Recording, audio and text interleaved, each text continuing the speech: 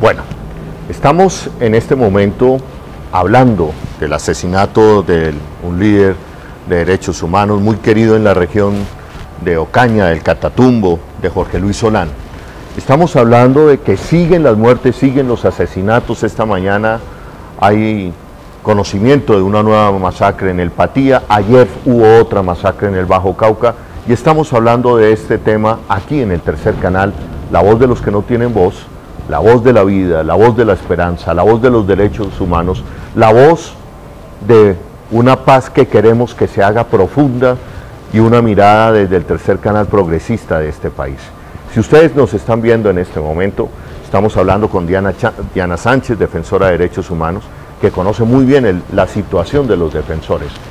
Si ustedes quieren seguir viendo el Tercer Canal, si quieren apoyarnos, por favor en este momento suscríbanse al canal de YouTube, denos like y compartan en este momento la transmisión para que estos contenidos, que no son los contenidos que manejan los grandes canales ni cadenas de televisión, nosotros tenemos una agenda diferente que creemos que también interpreta por lo menos a 8 millones de colombianos que votaron por la paz profunda, por una mirada progresista del país, también llegue a esos 8 millones de colombianos. Entonces, suscríbase allá a YouTube, comparta en este momento la transmisión y denos like. En minutos tendremos información importante que tiene que ver precisamente con lo que hemos venido denunciando aquí en el Tercer Canal, que tiene que ver también la arremetida violenta contra ese proyecto político que se llama Colombia Humana. En minutos tendremos confirmación de una reunión importante que hubo ayer con el Gobierno Nacional. Mientras tanto, seguimos aquí con Diana Sánchez, defensora de derechos humanos. Entonces, Diana, te voy a hacer una pregunta. ¿Esto que estamos viviendo con el gobierno de Iván Duque es peor que el embrujo autoritario de Álvaro Uribe, o es una imitación pero desmejorada del embrujo autoritario, peor todavía? Bueno, yo creo que el escenario es más complejo aún, es más difuso.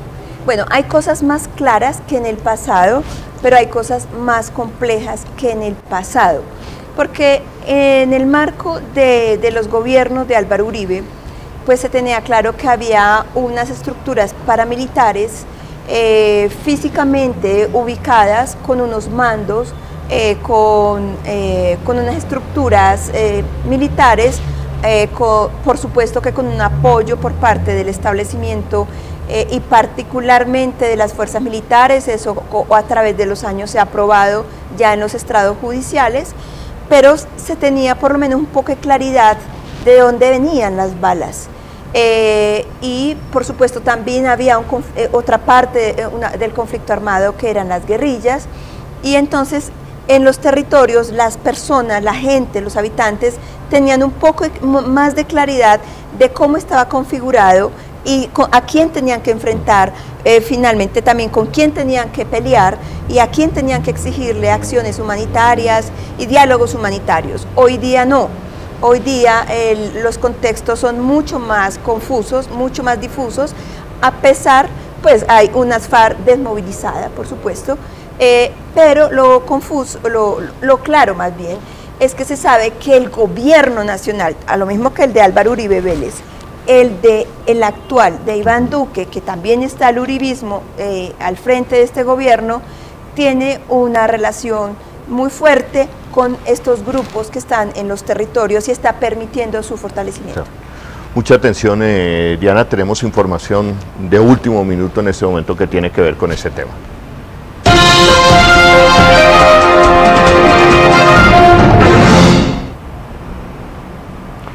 Vamos precisamente con Marta Peralta, presidenta del Movimiento Alternativo Indígena y Social Maíz, Diana, quien hace parte de la coalición Colombia Humana, Unión Patriótica, Movimiento Alternativo Indígena y Social Maíz. Ayer Marta Peralta estuvo en la reunión con el Ministerio del Interior acerca y hablando sobre el asesinato de líderes de la Colombia Humana. Muy buenas tardes, Marta Peralta, ¿y cuáles fueron las conclusiones de esta reunión?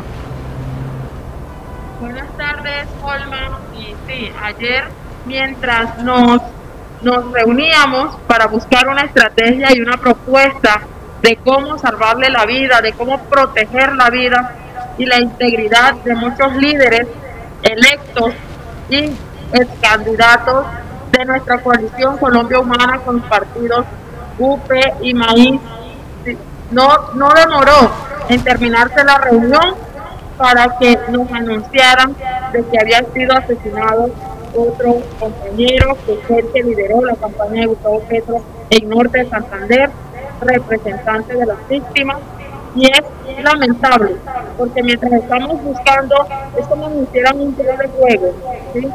Mientras el gobierno quiere darnos a entender que le interesa la vida de nuestros líderes en las regiones, no demoran en ser otro asesinado, y no es posible, ¿sí?, que no sepamos en esta cultura quiénes son los que están detrás de los asesinatos, quiénes son los que están detrás de las amenazas y quiénes son los que están detrás de las muertes de los líderes sociales, pero sobre todo también, Holman, porque ya aquí lo que hay es una determinación de que es también por el ejercicio político y democrático que hemos hecho desde la oposición y por la protección de los territorios que muchos líderes también lo desarrollan en cada una de las regiones. Entonces es lamentable que mientras nos están entreteniendo y tratando de convencer de que les interesa la vida de nuestros líderes y de nuestra gente, pues no se demore en ser anunciada la muerte de uno más de ellos. Pero también ya hay otras masacres, ¿sí?, que hemos también denunciado y no hay una reacción. Este gobierno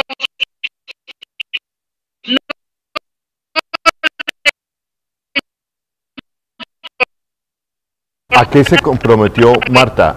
¿A los líderes no le importa la vida de los ciudadanos? Acá no ni permitir gobierno de la violencia. Marta, ¿a qué se comprometió el gobierno nacional rápidamente?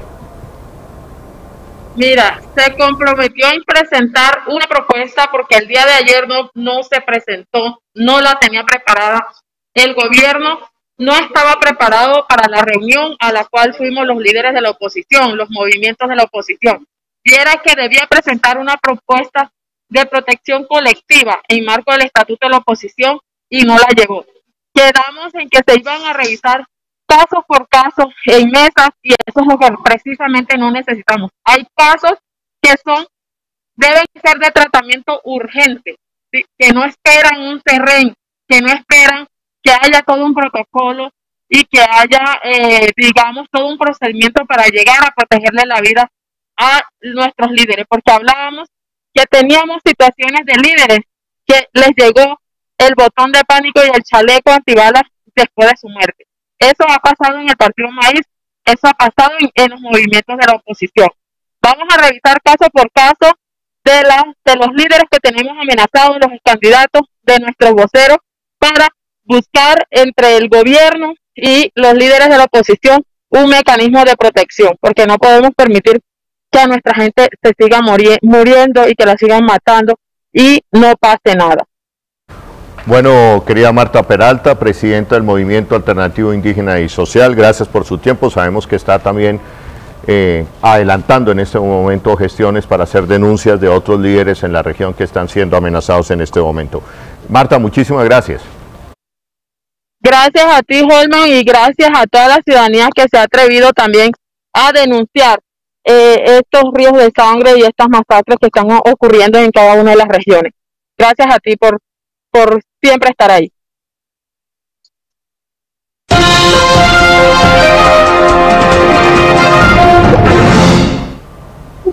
Regresamos a los estudios del Tercer Canal. Diana, bueno, ya acabaste de escuchar una líder de oposición, la presidenta del Movimiento Alternativo Indígena y Social, que está en coalición con la Unión Patriótica y la Colombia Humana que, como lo hemos venido registrando la semana pasada, ha sufrido una llovizna de amenazas en La Guajira, en Sucre, más el asesinato de otros líderes en diferentes regiones del país.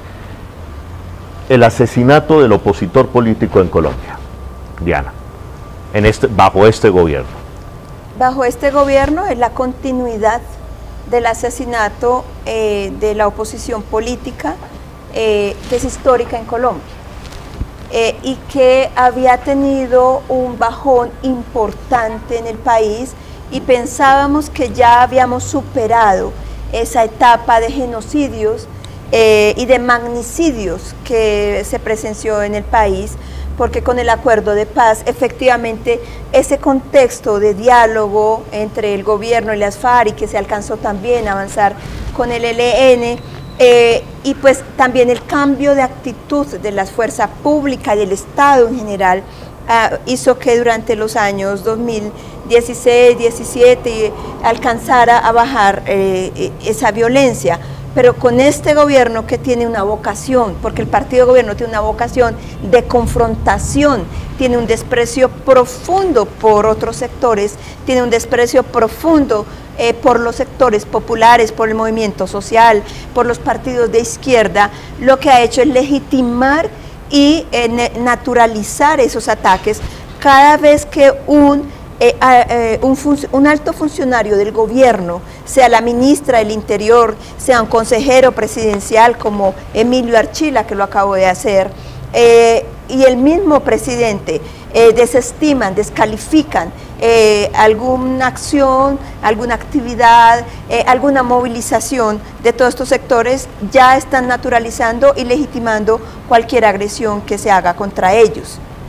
Vale, Diana, la última pregunta, nos quedan unos minutos antes de cambiar a otro tema. Vamos a hablar ahora sobre el tema de Bogotá, pero antes de despedirte, Diana, que el mensaje no sea la desesperanza, que el mensaje no sea el miedo. Tú vienes de una importante caravana de resistencia en el cañón del Micay, en el Cauca. Sobre la base de esa resistencia, ¿qué mensaje le enviamos a los colombianos, a las colombianas, a los demócratas de Colombia, a quienes siguen y creen en profundizar la paz allá en lo profundo del territorio y que se están jugando la vida minuto a minuto por construir una Colombia, un país diferente, Diana? Sí, yo tengo la esperanza intacta, y muchos tenemos la esperanza intacta, porque todo no está destruido, y sobre todo no han destruido nuestra dignidad y nuestra capacidad de movilización y lucha. Hay una parte que me parece que es un logro intangible del acuerdo de paz, pero que se cristaliza todos los días, y es que la sociedad perdió el miedo. El haber roto esa mitología que se había creado alrededor de que todo lo malo que pasaba en el país era producto del conflicto armado, era producto de las FARC, y las FARC se desmovilizó y se destaparon todos esos escándalos de corrupción y de criminalidad.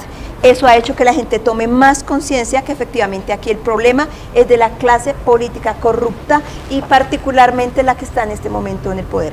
Y eso ha hecho que la gente tome conciencia, pierda el miedo a movilizarnos, y hay mucha posibilidad de seguirnos movilizando. Pero también hay otro elemento último, y es que tenemos más capacidad de juntarnos, y en los territorios la caravana humanitaria al cañón del Micay rompió un hito, era que nadie podía ir hasta el Plateado, que es un corregimiento que queda lejos de Argelia, Cauca, y llegamos allá casi 1000 personas y rompimos el mito del miedo. Pero yo le voy a pedir un favor, Diana, póngale nombre a esa clase política que está gobernando. Centro Democrático.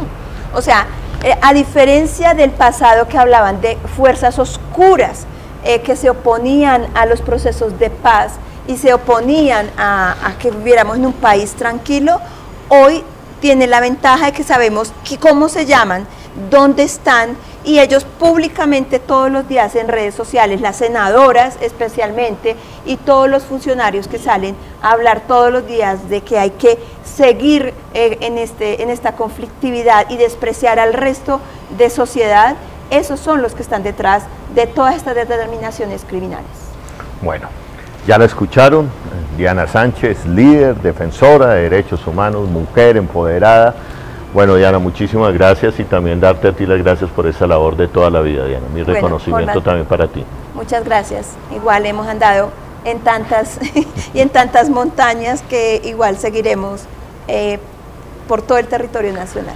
Seguiremos en resistencia, y por eso esta voz disidente desde el Tercer Canal, una voz, vamos a tener un debate en los próximos días sobre la voz de los que no tienen voz, y decir que haya esta mediación de un canal para que otros tengan voz es arrogante o no es arrogante. Bueno, esa es otra discusión, yo creo que se necesita una mediación de un canal para que otra gente tenga voz, para visibilizarlos.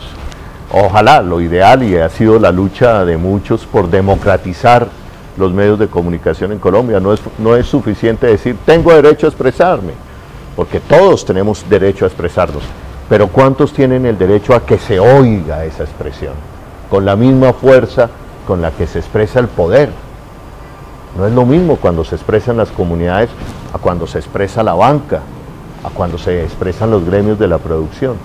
Por eso la democratización de los medios de comunicación también es urgente en Colombia. Nuevamente las gracias a Diana. Vamos a un corte de comerciales porque regresamos para analizar lo que está sucediendo en Bogotá. Claudia López, otra troncal de Transmilenio, anuncia para la ciudad, después de que en campaña le dijo a los bogotanos que no iba a ser más Transmilenio. Ya va en 3 troncales. Ya en los próximos minutos con el representante por Bogotá, Germán Navas, y con el analista político Ricardo Rosanía, analizaremos este aspecto de la alcaldesa Claudia López. Vamos a un corte de comerciales.